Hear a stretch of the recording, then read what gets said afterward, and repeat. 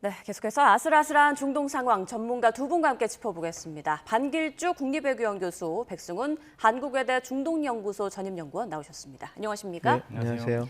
자, 미국과 이란의 2주 휴전 선언 뒤 이제 약 24시간이 지났는데요. 그 사이 벌써 휴전 합의 위반 얘기가 나오고 있고요. 또 이란은 이를 빌미로 호르무즈 해협 다시 봉쇄했습니다. 지금 어떤 상황인가요? 호르무즈 해협 2,000척이 지금 갇혀 있잖아요. 네. 그래서 사실은 2주 동안 단계적으로 이제 통과를 하더라도 다 물리적으로는 안 되는 건데 사실 이스라엘이 레바논을 공습하면서 호르무즈를 일시적으로 개방하려고 했던 것이 다시 이제 폐쇄되는 상황인데 백악관에서는 그래도 말하고는 다르게 네. 이란의 말과는 다르게 지금 개방 상태가 유지되고 있다라는 식으로 얘기를 하고 있어요. 근데 이제 이러한 불안정성은 사실 6주간 지속된 전쟁에서 갑작스럽게 휴전 모드, 그러니까 뭐 협상 모드죠. 이제 네. 전환되면서 불가피한 측면이 있습니다. 사실 아슬아슬한 얼음판이 계속 될 거거든요. 예. 그러니까 촉발 요인은 계속 될 것이다. 그 촉발 요인에 한 세 가지를 생각해 볼 수 있는데 첫 번째는 레바논이 이란 전장에 포함되느냐 안 되느냐. 여기에 이제 간극이 굉장히 큰 것이고요. 예. 이게 이란은 당연히 포함된다고 생각을 하죠. 대리 세력까지 다 이제 포함되는 거였으니까. 근데 이제 이스라엘은 레바논하고의 이런 전투는 이란 전쟁과 무관하게 지속해 오던 것이라는 입장으로 이야기를 해서 사실은 배제시키려고 하는 것이기 때문에 전략적 이해치가 좀 달라요. 그게 있고 두 번째 촉발 요인은 이스라엘이 미국의 통제력을 벗어나서 앞으로도 단독 행동할 가능성이 적지 않습니다. 예. 그러니까 그거는 이제 네타냐후 총리를 통해서도 얘기했어요. 언제든지 전투에 복귀할 준비가 돼 있다고 얘기를 했거든요. 과거에도 그랬고 앞으로도 이제 그럴 것이다라고 얘기했기 때문에 그게 촉발 요인이 될 수 있고 세 번째는 양국의 그 조건이 굉장히 간극이 큰 상태에서 시작됐어요. 이게 이제 결국은 2주간 과연 이걸 다 타결할 수가 있느냐, 못하게 될 경우에 이제 긴장 요소로 계속 남아있을 수밖에 없다. 이런 상황으로 진단해야 될 것 같습니다. 네, 이번 종전 협상 국면에서 쟁점이 되는 부분들, 변수들을 좀 짚어주셨습니다. 그중에서 이스라엘이 이번 종전 협상의 가장 큰 변수로 꼽히고 있는데 트럼프 대통령이 말한 부분이 주목됩니다. 이스라엘의 레바논 공격에 대한 부분은 휴전 합의에 불발됐다라고 말을 했어요. 여기에 대해서 이란이 크게 반발할 가능성도 있어 보이는데요. 네, 뭐 불발됐다라고도 했지만 그다음에 예. 또 이야기를 한 게 아직도 그거 관련해서는 조그만 얘기 협상 중이다. 얘기 중이다라고 예. 했으니까 아직 이게 불이 꺼진 것은 아니라고 보고요. 지금 이스라엘 입장에서도 네타냐후 총리는 아마 레바논 전장을 끝까지 끌고 가려고 지금 할 겁니다. 최소한 이란에 대한 타격을 멈추더라도 레바논, 특히 리타니강 아래 남부는 자기네들이 꼭 여기를 수복을 해야지 자기네들의 안보에 좀 뭐라 그럴까요? 그 안보를 극대화할 수 있다라고 생각해서 그렇게 될 텐데요. 저는 아마 그래도 지금 이 네타냐후 총리가 이제 레바논 전장을 계속 끌고 갈 수 있다라고 생각해서 이렇게 했다기보다는 예. 이 협상 국면에서 분명히 이야기가 나오는데 자기네들도 의지를 확실히 보여주고 어느 정도 얻을 수 있는 건 얻어가기 위해서 이렇게 공격을 했다고 봅니다. 그래서 미국이 이번 협상을 좀 진정성 있게 받아본다면 아마 레바논 전장에서도 일시적인 그 휴전, 그래서 공격을 멈추는 그런 것들은 나올 텐데요. 물론 그렇게 된다면 미국은 이란 측에도 또 요구하는 것들이 있겠죠. 그래서 지금 저는 아직까지는 이걸 너무 부정적으로 볼 것은 아니고 지금 반 교수님도 말씀드려 주셨지만 지금 전쟁이 너무 급격하게 되다가 정말 무슨 석기 시대로 보내버리겠다, 문명을 없애겠다라고 하는 그 공습 바로 88분 전에 멈추면서 시작된 협상이라 네. 아직 조율할 점들이 좀 남아 있는데 급작스럽게 휴전이 들어갔기 때문에 벌어지는 문제다라고 보고, 물론 이게 가볍게 볼 사항은 아닙니다. 과연 이 휴전 협상 자체가 유지가 될 것인가 아닐 것인가 이렇게 가장 중요한 분기점이 되는 건 사실인데 시작이니까요. 근데 뭐 이 레바논 관련해서 이스라엘이 그냥 계속해서 이렇게 나갈지 아니면 미국이 조금 틀어질지는 좀 하루 이틀 더 지켜봐야 될 것 같습니다. 네, 반 교수님께서는 어떻게 보십니까? 이스라엘이 앞으로도 계속 레바논 등에 대한 공격을 이어갈지, 그리고 이렇게 된다면 앞으로 진행될 대면 협상에도 큰 걸림돌이 되지 않을까 싶은데요. 걸림돌이 될 거라는 걸 미국도 좀 알고 있을 겁니다. 그러니까 소통을 지속할 가능성이 높고, 근데 이스라엘이 이렇게 하는 것은 사실은 이제 우회적인 불만 표출이죠. 그러니까 이스라엘이 왜 이 그 게임에 같이 포함되지 않냐, 공습은 같이 했는데 네. 그게 있는 것이고, 한 일각에서는 그럴 것 같아요. 그러니까 휴전이 지금 2주간 어떻게든 협상을 위해서 잠시 총성을 멈췄지만 과연 이게 이스라엘 입장에서 타결을 원하느냐 아니면은 내심 타결이 안 되길 원하느냐. 그러니까 후자일 가능성도 있어요. 왜냐하면은 이번에 그 협상이 열리게 된 배경을 놓고 보면 한 세 가지가 이제 생각해 볼 수가 있는데 결국은 첫 번째는 트럼프의 협상 의지예요.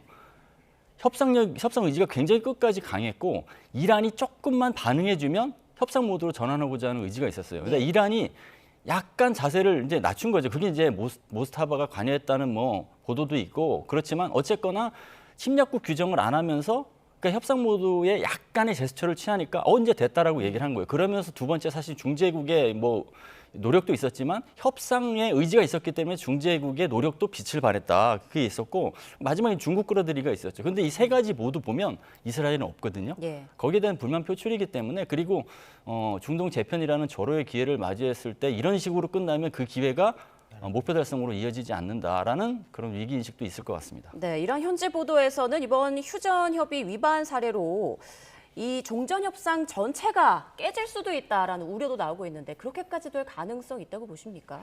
그렇죠. 이제 2주간의 이제 불안정한 그 협상 기간은 사실 그럴 가능성이 있죠. 그게 이제 주도권 차원에서도 어느 일방이 약속을 깨면 반대에서는 그거에 대한 어떤 처벌 차원에서 공수회를 할 수가 있거든요. 그럼 결국은 또 파국으로 치닫는 그런 상황이 있을 수밖에 없기 때문에 그게 중재국을 통한 아니면 당사국이든 간에 촉발요인 관리는 필요합니다. 네, 다가오는 11일 양국이 파키스탄 이슬라마바드에서 첫 회담을 할 텐데 또 우려되는 게 있습니다. 양국이 총뿌리는 잠시 내려놨지만 서로 자신이 승리했다라고 지금 내세우고 있는 상황이거든요. 이런 신경전도 협상에 좀 어려움을 주지 않을까 싶은데요. 저는 그 가능성 좀 낮다고 봅니다. 왜냐하면 지금 어찌됐건 40일이라고 하는 전쟁을 통해서 지금 이제 협상을 이루어갔는데 이제 내부 정치용이죠. 그러니까 미국은 내가 성공적으로 강압을 했기 때문에 저 이란이 협상장으로 나왔다라고 얘기를 하는 거고, 그다음에 그 이란 입장에서는 우리가 정말 효과적으로 응전을 했기 때문에 미국이 멈출 수밖에 없었다라고 얘기하는 거, 이거 내부 정치용이라고 보면 될 것 같고요. 협상장 안에서는 그거보다는 그 세부 사항을 갖고 치열하게 싸울 겁니다. 그래서 이 서로 이렇게 자꾸 자국 미디어에 대해서 이야기한 것들은 협상 그 국면에서는 큰 변수가 될 수 없다. 오히려 이스라엘 변수가 가장 큰 위협이다라고 보시면 될 것 같습니다. 네, 자 그렇다면 이란에서는 자신들이 제시한 10개 항을 미국이 모두 수용했다라고 했었는데 미국은 또 이 부분을 반박했단 말이죠. 전체적으로 좀 어떻게 보고 계십니까? 만약에 이게 다 수용이 됐다면 협상할 이유가 없겠죠. 예. 그리고 미국에서도 처음 나왔던 거는 그 용어는 workable basis였습니다. 그러니까 우리가 의제로서 올려놓고 얘기할 수 있는 좋은 그 안들이다라고 얘기를 했지 이게 협상이라고 하지는 않았거든요. 그리고 지금 이란 쪽에서 얘기하는 배상금, 영내 미군 철수, 농축 우라늄 그 보장, 경제 제재 해제 이런 것들은 어떻게 보면 지금 단발성으로 한 번에 이렇게 그랜드 바게닝으로 이렇게 총괄적으로 한 번에 이렇게 될 수 있는 부분은 아니라서 오히려 저는 이렇게 생각합니다. 지금 10일이라고 하는 기간에도 이걸 하기가 너무 좁은 시간입니다. 그래서 오히려 서로 합의를 볼 수 있는 부분을 합의를 보고 계속 협상을 넘겨가면서 이렇게 해야 되고, 핵 합의 관련한 거는 저는 아마 이건 저의 그냥 추측이긴 한데 요번에 한 번에 될 수 있는 것은 아니고 요번에 종전안이 만들어져서 종전이 되게 되면 종전 협상이 마무리되면 트럼프 대통령이 이제 우리는 종전이 됐다. 그래서 핵 협상으로 넘어간다 해서 뒤로 넘길 가능성도 분명히 있습니다. 그래서 지금 이 안들 10가지 안을 다 보면 이 짧은 시간에 45일이라고 하는 시간, 뭐 우리가 맥스로 잡았을 때 그랬죠. 근데 그 안에도 해결되기가 쉽지 않은 제네바 핵 합의만 해도 1년이 걸려서 3차 했는데도 안 모였거든요. 그래서 요번 합의는 그렇다고 해서 이게 간극이 커서 이거 결렬될 거다라고 보기보다는 반 교수님도 말씀해 주셨던 것처럼 트럼프의 의지가 워낙 강하고 지금 미중 정상회담도 5월 달에 지금 온 마당에 이거를 지금 끊기보다는 아마 단계별로 해서 종전 협상까지는 만들고 지금 중요하게 있는 몇 가지 부분들은 다른 협상으로 이렇게 프레임을 전환하면서 우리는 종전하고 잘 맞췄다. 미국은 승리했다. 우리가 원하는 목적은 다 이뤘다. 그래서 요번 페이즈는 끝나고 요번 단계는 끝나고 이제 핵 협상으로 들어갈 것이다. 그리고 언제부터 핵 협상에 진행될 거다. 그 정도까지가 어떻게 보면 실제로 이번 그 평화 회담이 끌어낼 수 있는 최고의 결과물 아닐까 싶습니다. 네, 연구원님께서 말씀하신 건 핵 협상 등 중요 쟁점의 부분에 있어서는 점진적으로 협의가 이루어질 것이다라는 말씀이신데 교수님께서는 어떻게 보세요? 지금 세부적으로 봤을 때 우선 우라늄 농축과 관련해서 이란은 미국이 우라늄 농축에 대해서 인정했다라고 말을 했는데 미국에서는 이 부분이 레드라인이다라고 또 반발을 했거든요. 좀 조율이 될까요? 그렇죠. 이제 양측의 협상은 이제 처음부터 빅딜로 가면은 사실은 이제 결렬될 가능성이 높죠. 저는 스몰 딜도 아니고 스몰 딜보다 더 작은 타이니 딜, 아주 작은 것부터 결국은 해야지 이 최소한의 휴전이라도 이어갈 수 있다. 이걸로 네. 끝나는 게 아니고 그렇게 생각을 하고 사실 뭐 이란 측에서 제시한 거 보면 뭐 10개 조항이 전쟁 종식, 공격 중단, 뭐 예방 기제, 호르무즈 해협에 대한 안보 의정서, 재건, 농축 권리 이런 게 있는데 농축이 레드라인이냐 레드라인이 아니냐도 사실 의미가 있지만 예. 어떠한 공통 분모로 타인이 될지 아주 작은 협상이라도 가능할지를 따져보는 게 중요하거든요. 저는 이게 공통 분모가 몇 가지 보여요. 경제 제재 해제 그거는 양국이 이제 인식을 좀 같이 하는 게 있고 재건 지원 그게 있고 공격 중단 이게 있어요. 그럼 그걸로 이제 풀 수 있는 여지가 분명히 있는 것이죠. 예. 그래서 그걸 갖고 시작을 하고 좀 고난이도 이슈는 2차, 3차 협상으로 넘기면서 그 협상 결과의 평가를 양측이 유의미하게 이제 평가를 하면서 진척시키는 그런 방법을 채택한다고 하면 그러니까 트럼프 행정부도 협상의 대가라고 하고 이란도 나름대로 JCPOA를 통해서 미국을 상대로 한 협상에도 굉장히 익숙해 있어요. 그래서 예. 협상에 어떤 강자인 두 상대방이 그 정도의 절차를 거치면 긍정적인 결과도 도출할 수 있다 그렇게 봅니다. 네, 좀 두 분의 공통적인 의견인 것 같은데요. 작은 부분부터 좀 합의를 이뤄나가서 좀 시간이 걸리더라도 점점 더 점진적으로 협상에 돌입할 것이다라는 전망을 해주셨습니다. 자, 호르무즈 해협과 관련해서 트럼프 대통령은 이런 말을 했습니다. 이란과 통행료 합작 사업을 진행하면서 해협을 보호하고 다른 세력으로부터 해협을 지키는 방법을 검토하겠다. 그러니까 지금 이란이 추진 중인 통행료 부과 그 구상에 뭔가 미국이 관여하겠다는 걸로 들리는데요. 구체적으로 어떤 생각을 하고 있을까요? 아마 그냥 그 어떤 그 프로토콜을 만든다고 했으니까, 예. 그러니까 그 다자트를 좀 만들려고 하는 것 같습니다. 이제 어느 정도까지 그걸 확장할지 모르겠지만, 호르무즈 해협 관련해서 지금까지는 그 자유항행 통과하는 사람들은 뭐 가려고 했거든. 국제협이니까 다 무사하게 이렇게 다 자유롭게 오가게 했는데 지금 네. 이게 계속해서 그 이란은 이 지정학적인 뭐라 그럴까요?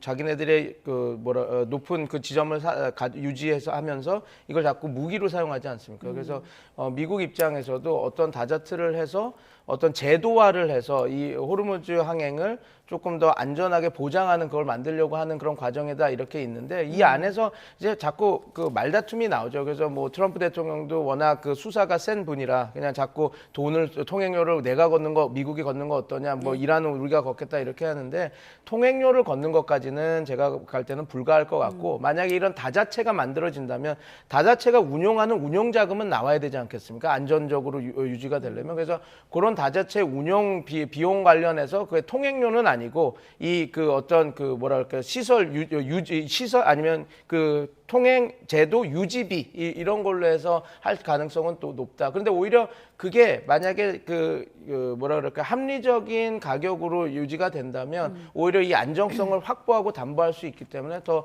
국제사회도 나쁜 방안은 아니다. 그래서 아마 그런 식으로 한번 트럼프 대통령도 이야기를 지금 진행하고 있는 거 아닌가 그렇게 보입니다. 이게 어떤 방식으로 구체적으로 진행될지 모르겠습니다만 어쨌건 이 호르무즈 해협을 그러니까 자유롭게 통과했던 국가들이 이제는 일정 부분 돈을 내고 지나가야 되는 그런 상황이 될 수 있단 말이죠. 이 부분에 미국이 수용을 하고 긍정적으로 개입을 한다면 국제사회 비판이 나올 것 같은데요. 어떻게 예상하세요? 그러니까 이게 뭐 이란이 단독으로 장악을 하든 아니면 미국과 공동으로 뭐 주도권을 장악을 하든 간에 그거는 단기적 방안이지 결국은 그게 고착되면 안 되는 것이죠, 사실은. 네. 왜냐하면 이제 결과적으로는 국제 해협인 호르무즈 해협을 국제사회에 반납을 해야 됩니다. 그런데 이제 미국이 공동으로 관리하겠다는 것이 지금의 상황, 긴장 완화를 위한 메커니즘 차원에서 단기적으로 한다고 하면 국제사회도 그렇게 반발은 안 할 것 같아요. 왜냐하면 국제사회가 에너지 위기 이거 다 그대로 그냥 다 도전에 직면하고 있기 때문에 그 정도는 휴전 기간 동안에 전쟁 배상 문제, 재건 지원 어떤 그 자금 확보 차원에서 이해를 해줄 수 있다라고 이제 해줄 수 있을 것 같아요. 근데 결과적으로는 국제사회에 반납을 해야 된다라는 조건이 있어야 될 것 같아요. 저는 네. 이게 뭐 미국 입장에서는 이 공동 어떤 이렇게 관리의 카드를 낸 것은 저긴 첫 번째는 미국이 할 수 없는 것에 대한 현실을 인식했다. 즉 군사적으로 이게 이제 장악이 안 된다는 것을 이제 현실을 인식을 해서 그럼 어떻게 할까? 비군사적으로 하는 방법이 있는데 그게 이란하고의 협상과 딜을 통해서 가능하다. 이런 생각을 한 것 같고요. 그리고 세 번째는 이제 미국의 위상이 사실은 이 호르무즈 해협에 이제 쩔쩔매는 모습을 보면서 위상이 추락했거든요. 어쨌거나 미국이 해결했다는 모습을 보여줘야 돼요. 그런 의도가 있다고 봅니다. 네. 자, 오늘 백악관 발표에 따르면 미국과 이란의 첫 대면 협상 현지 시간 11일 토요일 이슬라마바드에서 개최될 예정입니다. 미국과 이란 측에서 누가 나올지 많이들 궁금해하고 있는데 미국에서는 벤스 부통령 얘기가 나오고 있고 이란 측에서는 갈리바프 의장 얘기가 나오더라고요. 어떻게 예상하세요? 뭐 갈리바프 그다음에 지금 외무상 아락치가 이렇게 아락치 외무상이 그러니까 외교부 장관이죠. 아마 그 우리가 늘 이야기가 나왔던 그 두 분이 두 인사가 아마 협상을 진행할 거라고 저는 보고 있고 그다음에 진짜 벤스 부통령이 그 면대면 협상에 나오냐가 좀 중요한 바로미터일 것 같습니다. 예. 그리고 만약에 벤스 부통령이 나온다고 한다면 이란과의 협상을 좀 더 진정성 있게 이렇게 자기네들도 보고 있고 하고 있다라는 게 보여지는 거라서요. 좀 이 협상이 좀 더 단단하게 유지되면서 진행될 수 있겠구나. 저희가 이렇게 볼 수 있는 하나의 지점이라고 저는 보고 있습니다. 그런데 그 이란의 새 최고 지도자 모즈타바가 이번 휴전 협상에 개입을 했다, 크게 관여를 했다라는 보도도 나왔습니다. 갈리바프 의장이 모즈타바의 이제 측근으로 알려지고 있는데 그렇다면 협상 과정에서 갈리바프 의장의 말이 모즈타바와 그리고 강경파 지도부들의 말과 일치한다. 이렇게 좀 해석을 해도 될까요? 네, 그렇게 보셔도 될 것 같습니다. 근데 이게 우리가 여기서 좀 볼 부분은 그 최고 지도자가 일일이 그렇게 지시는 하진 않았거든요. 그러니까 예를 들어서 제가 한번 말씀드렸던 부분이기도 한 것 같은데 그 이란과 미국과의 핵 협상이 진행될 때 그때 그 로하니 대통령이 그 대통령이었고 그 다음에 최고 그 핵 협상가는 자리프라고 하는 사람이 있었습니다. 예. 근데 그때 자리프가 계속해서 미국과 그 긍정적인 안을 주고받으니까 보수 우파에서는 그러니까 강경파죠. 되게 반대가 심했거든요. 그래서 계속해서 자리프가 우리의 그 이란의 국익을 다 미국한테 넘겨준다 이런 비판이 커지고 하니까 자리프가 그러면 내가 최고 핵협상 가에서 내려오겠다. 그 보직에서 내려오겠다. 나는 사퇴하겠다라고 선언을 했습니다. 그랬더니 그때 카메네이, 그때 당시 지금 모스타바의 아버지죠. 예. 그러니까 카메네이가 개입을 하면서 나는 그 신뢰를 한다. 자리프를 하면서 자리프가 다시 복귀를 하면서 힘을 받아서 강경파의 목소리가 줄어들고 이렇게 했거든요. 그래서 지금 어찌됐건 모즈타바의 신변은 우리가 알지 못하지만 갈리바프도 모즈타바가 수용하고 휴전을 안을 한번 진행해봐라 해서 했다라고 얘기를 했고 그렇게 던진 이상 이게 어떤 한 목소리를 내고 있다라고 보시면 될 것 같습니다. 그리고 모스타바는 이 얘기를 던진 이상 협상 과정에서는 가타부타 만기칠람하지 않을 겁니다. 그냥 기다리고 어떤 무슨 정처에서 크리티컬한 정처에서 뭔가가 싸우고 있다라고 하는 그 분기점에서 힘을 실어줄 때 균형추를 맞출 때 개입할 거라서 지금 모스타바가 뭐 이거를 하느냐 얘기하느냐 협상은 모스타바가 하는 것이 아니라 실무자가 한다 그렇게 보면 될 것 같습니다. 관련 질문 짧게 하나만 더 드리겠습니다. 그러니까 모즈타바가 지금 뭐 위중하다, 의사결정을 할 수 있는 상황이 아니다라는 보도도 있고요. 네. 쪽지로 휴전을 지시했다라는 보도도 있고 너무 상반돼서 뭐가 진실인지 참 의문입니다. 어떻게 생각하고 계세요? 저는 이거는 분석의 그 전문가들의 분석 영역이 아니라고 생각합니다. 왜냐하면 이제 그 누구도 정보를 모르거든요. 한 번은 모스타바가 죽었다라고 하는 얘기도 나왔었고, 예. 한 번은 모스타바가 그 크렘린 그 러시아에 가서 수송기를 타고 가서 거기서 안전적으로 있다 그런 얘기도 나오지 않았습니까? 그래서 지금 너무 많은 그 가짜 뉴스와 허위 정보가 있어서 우리는 거기에 집중하기보다는 지금 이란이 한 목소리를 하고 있고 이 짧은 상황에서는 지금 어찌됐건 갈리바프와 그 페제스키안 그리고 그 아락치가 함께 같이 하면서 이 협상을 진행하고 있다고 보면 될 것 같습니다. 그리고 모즈타바의 유고나 모즈타바의 신변은 이 협상에서는 큰 의미가 없을 거라고 저는 봅니다. 단 이게 협상이 종전이 되고 협상이 마무리되고 나서 국가 재건 상황에서 모즈타바의 그 신변이나 이런 것들이 향후 리더십이나 아니면 그 내부 정치나 내부 갈등 갈등, 그다음에 그 권력 투쟁, 내부 권력 투쟁에 영향을 끼치는 부분이라서 지금 협상 국면에서는 모스타바의 그런 신변이 그렇게 큰 영향을 끼칠 변수는 아니다. 네. 오히려 이스라엘의 그 공격이나 이런 것들이 협상에 끼칠 변수가 크니까 이 부분은 조금 좀 뒤로 해서 보셔도 괜찮다 그렇게 말씀드리고 싶습니다. 알겠습니다. 자, 그리고 이번 2주 휴전 협의를 극적으로 이끌어낸 중재국들에도 관심이 쏠리고 있습니다. 무엇보다 파키스탄의 존재감이 많이 좀 부각이 된 것 같은데 이란과 그 미국 양국에서 파키스탄을 굉장히 신뢰하고 있는 모양이에요? 그렇죠. 이제 파키스탄은 미국과 이란하고 다 손을 잡을 수 있는 위치이죠. 그러니까 그것을 이제 전략적으로 잘 활용해서 중재국으로서의 역할을 하는데 이제 많은 도움이 됐죠. 이제 파키스탄과 미국과는 수십 년간 군사적인 뭐 연대, 정보 협력 이렇게 하고 있던 그 국가였고, 특히나 트럼프 행정부 들어서는 파키스탄 정치, 군 수뇌부하고 굉장히 유대감이 강해요. 네. 그래서 신뢰가 있는 게 있고, 그리고 이제 파키스탄과 이란과는 국경을 맞대고 있으면서도 이슬람 국가이기도 해요. 그다음에 뭐 2억 4천만 명 중에서 20%가 이제 시아파니까 이란하고도 사회적인 접점이 있는 것이죠. 그것을 이제 잘 활용했다. 다만 앞서 말씀드린 것처럼 중재자의 역할이 도드라질 수 있었던 것은 트럼프 행정부의 협상 의지가 굉장히 높았기 때문에 예. 그렇다 그렇게 말씀드리겠습니다. 그 이번 휴전 극적 타결 배경에 중국의 입김이 작용했다는 분석에 대해서는 어떻게 생각하십니까? 저는 이제 그 중국과 미국의 이익이 이제 상호 공감대를 이루었다고 봐요. 미국 입장에서는 중국을 끌어들이는 게 두 가지 측면에서 도움이 됐다고 봅니다. 중국과 이란의 이제 어떤 유대, 그게 이제 유대라고 하는 것은 뭐 군사적인 연대도 있고 석유를 통한 뭐 이익도 있어요, 이익 창출. 그게 이제 중재에 나서는 데 있은 중국의 그 위치를 잘 활용하면 이란이 약간 변화를 하는데, 즉 협상에 나가는데 동력이 될 수 있겠다는 판단한 게 있을 거고, 네. 두 번째는 이게 잘 안 될 경우 중국에게 책임을 덮어씌울 수 있는 것도 있거든요. 그 고리를 만들어서 계속 관여하고 책임감을 가져라고 하는 그런 측면이 있고, 중국 입장에서는 앞서 말씀드린 것처럼 군사연대, 그러니까 이란에 대한 영향력을 지속해야 되는 상황에서 이 위기의 순간에 중국이 아무것도 안 하면 그 영향력이 없어지잖아요. 그게 있고, 두 번째는 지금 변화되는 국제 질서에서 어쨌거나 지금 미국이 약화되는 상황에서 중국의 존재감을 드러낸다고 하면 그게 전략적 이익에 도움이 될 것이다라는 판단을 했을 것이고, 네. 마지막에는 이제 중국이 이 중국몽을 2049년에 중국몽 달성을 꿈꾸는데 중국몽을 달성하고 위해서 해야 되는 그 국제정치적 주요 사안이 코앞에 왔다. 이걸 하면 중국몽 달성에 그 템포를 빨리 가져갈 수 있겠다, 이런 판단이 있었겠죠. 예.